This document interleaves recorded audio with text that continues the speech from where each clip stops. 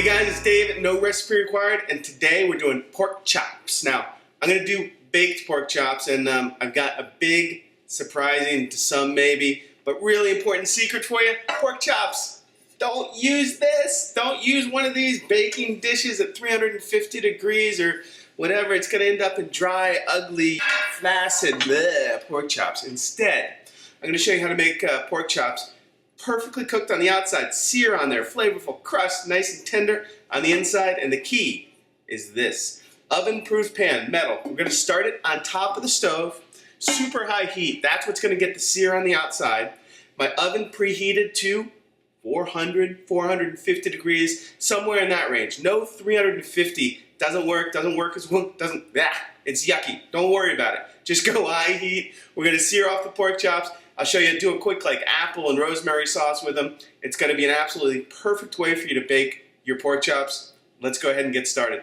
Alright guys, so we've got our pork chops here. We're doing baked pork chops. I'm using thin ones. They are bone-in. I like cooking pork chops bone-in if you can find them. Thick ones I also like, but we've got thin ones here. They're going to cook nice and quick. If you can, brine them. I didn't brine these, but I'm going to put up a link for brining. Really great technique. Add some tenderness, some flavor. Whatever, even if you don't brine though, you still gotta salt. You gotta salt and pepper both sides. You want to use a good amount of seasoning. Be pretty generous. And salt and pepper, that's kind of the minimum. You can certainly add in another spice or another couple spices if you want. There's rubs available. I really like cumin with pork. Paprika, I think, adds a nice little flavor and color. We're gonna flip both or all three pork chops over. We're gonna season both sides, and I like to do this. Gotta let the pork chops come up to room temperature. I season about 15 minutes before cooking. I've got my oven already preheated up to 400, 425 degrees, and we're ready to go to sear them off. Alright, like I said, the baking dish has no place, I think, in at least this version of baked pork chops. We're going to use a pan, nice heavy pan, just like I'd cook a steak in or a piece of chicken. A little bit of olive oil in the pan, get it good and hot, almost to the smoking point. And then we're going to lay our pork chops down. And this is what's going to give the outside of the chop that really nice dark brown sear, which brings a ton of flavor into the pork as well. And since these are pretty thin, they're going to cook relatively quickly. We're going to go 3 minutes on this side, super high heat. We'll flip them over and then throw them into our oven. Okay, so our pork is gone now for 3 or 4 minutes, and it's time to flip it over. Now, mine's sticking just a tiny bit where on the edges, but as it browns, it's going to release from the pan. And it's going to become easy to flip over. And we got to get these flipped over because they're not that thick. We got to make sure we don't overcook them. You can see how nice and golden brown they are on the underside. We're going to quickly sear on the other side, but while we're doing that, I'm going to throw a little bit of rosemary. This is fresh rosemary, great with pork, and just kind of bust it up a little bit, throw it right in the pan, and then I've got some apples that I peeled and diced. Again, great combination with pork. Throw them in the pan, they'll soften up.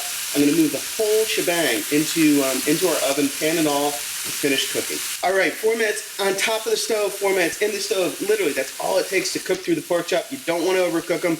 I can tell if you want to get a meat thermometer, I highly recommend it. You want to cook them to about 140, 145, and we're going to take them out of the pan. We'll just throw them onto, this is the serving platter I'm going to bring to the table, and we'll just stack them up kind of all in the same direction, beautiful golden brown color. And then we can go ahead and make a sauce with our apples and rosemary. Okay, the pan is back on the flame. I'm just going to add a little bit of Marsala wine. You can use red, white, whatever you want.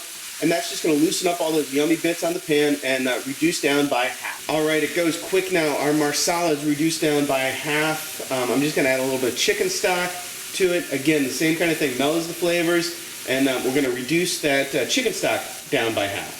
All right, so our pan sauce is almost done here. We've got the flavors of our Marsala wine, the chicken stock, the apples. We've got some pork juice coming out of the pork, so we'll just pour that in there as well. And just let it come down. We season it, obviously. Give it a little bit of taste if it needs salt, if it needs a little bit of pepper. Now's the time to go ahead and add that. And then our final thing is a little tab of butter, which is going to thicken our sauce. So just kill the heat. Stir that in. It's going to get to a nice, silky, beautiful texture.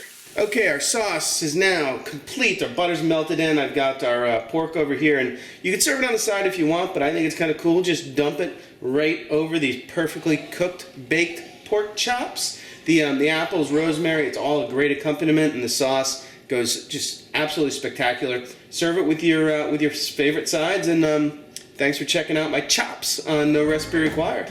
All right, thanks for tuning in. I hope you enjoyed the baked pork chop recipe. Really easy to do. Give it a try and let me know how it goes.